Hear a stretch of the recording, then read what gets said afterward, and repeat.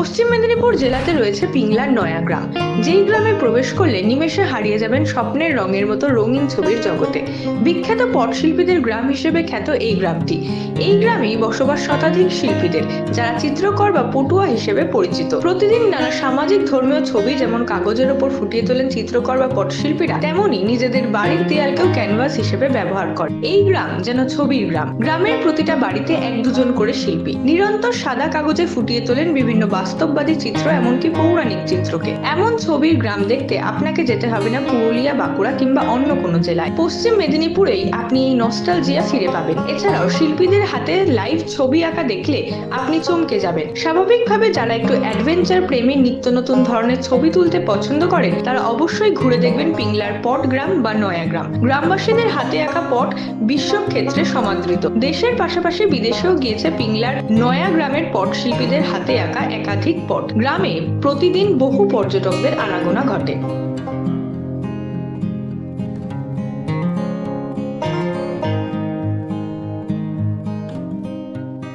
চিত্রশিল্পের প্রতি একটা প্রগাঢ় ভালোবাসা থেকে এসেছি। আমি পরিবেশ প্রকৃতি ভীষণ ভালোবাসি, আমি ভীষণ সেই। আর আমি মনে করি পটচিত্রটাও পরিবেশ প্রকৃতি নিয়েই কাজ। একটা পরিবেশ বলতে আমরা যা বুঝি, সেই পরিবেশের নানা গাছপালার ফল, তারপরে পাতা, বীজ থেকে, মূল থেকে রং তৈরি করে এই পটচিত্র শিল্পীরা কিভাবে সেই রং দিয়ে ছবি আঁকেন আর সেটা দীর্ঘস্থায়ী হয়, সেটা আমার জানার আগ্রহ বহুকাল ধরে ছিল। আর তাদের সাথে কথা বলবো বলে, তাদের কাজ সচক্ষে দেখবো বলে, সেই জন্য লোক সংস্কৃতি আজকের দিনে আস্তে আস্তে না প্রায় বিলুপ্তির পথে। এই যে ট্র্যাডিশনাল আর্ট, এই জিনিসটা আজকের দিনে আমি বম্বে থাকি, আমি বিভিন্ন জায়গায় ঘুরে বেড়াই এবং বেসিক্যালি আমি তথ্যচিত্রের ওপরেও কাজ করি। তো আমি দেখেছি অন্যান্য জায়গাতে গিয়েও। আমি পিংলায় আসার সৌভাগ্য আমার হয়নি, এই প্রথম আমি পিংলায় এলাম। এর আগে আমি আরও অন্যান্য রাজ্যে যেখানে এই শিল্প আছে, সেই সমস্ত গ্রামগুলোতে আমি গেছি, ভিজিট করেছি। আমি জাস্ট গত সপ্তাহে যুবরাজপুর গিয়েছিলাম উড়িষ্যায়, যেখানে পটচিত্র তৈরি হয়। এবং এখানে এসে আমার কতগুলো জিনিস খুব ভালো লাগলো। ওরাও ন্যাচারাল কালার দিয়ে তৈরি করে, আর এখানেও ন্যাচারাল কালার দিয়েই তৈরি হয়, কিন্তু কালারের যে ব্যাপারটা, মিশ্রণটা, হ্যাঁ, দুটো জায়গা দুই রকমভাবে, তারতম্যটা একটু অন্যরকম। তারতম্যটা অন্যরকম। এবং সেই হিসাবে এখানকার একটা ব্যাপার আছে, ওরাও মাইথোলজিক্যাল সাবজেক্ট নিয়ে কাজ করে, কিন্তু ওরা শুধুমাত্র মাইথোলজি নিয়েই কাজ করে। এখানে এসে আমি দেখতে পেলাম যে বর্তমান সমাজের যে ব্যাপারগুলো আছে, সেইগুলো নিয়েও কিন্তু এখানে কাজ হচ্ছে।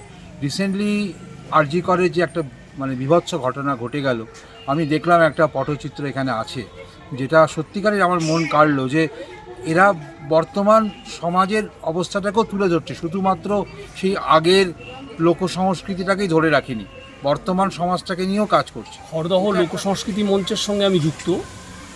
আমরা প্রায় 33 বছর ধরে খড়দায় লোকসংস্কৃতির বিভিন্ন উপাদানগুলোকে নিয়ে চর্চা করি এবং সেগুলোকে প্রচার করার চেষ্টা করি।